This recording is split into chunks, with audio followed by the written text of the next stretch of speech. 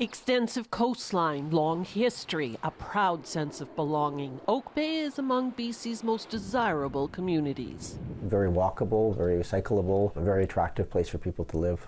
If there were places for them to live. 96% of Oak Bay's tax base is residential. Most of its land is zoned single family. If you want to build a multifamily where there isn't, you have to go around and buy, say, 4 individual single-family lots just to put up a relatively small apartment building. Those lots in Oak Bay are expensive. Multifamily building is rare in Oak Bay. The approvals process can be very, very drawn out. You can imagine how that adds to the final cost and simply drives up housing prices while failing to adequately expand supply. A new 3-story mixed-use complex will add 6 rental units to the market.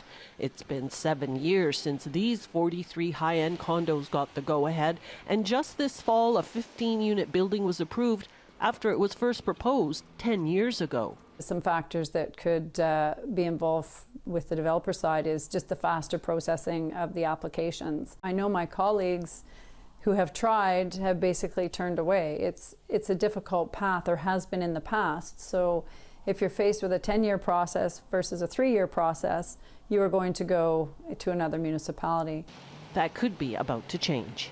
Oak Bay was recently put on the provincial government's list of communities in desperate need of more housing.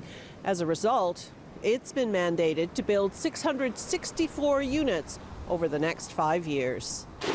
The pushback was swift. This is a significant rollback of democratic principles and powers, and I think it guts the ability of councils to shape the individual communities and to respond to local issues and to be accountable for those changes.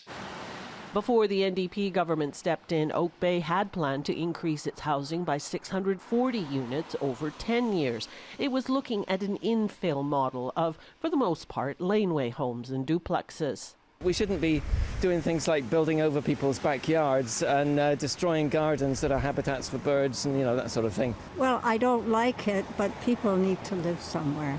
I think Canada in itself is short of housing, in BC particularly, and Oak Bay should do its part.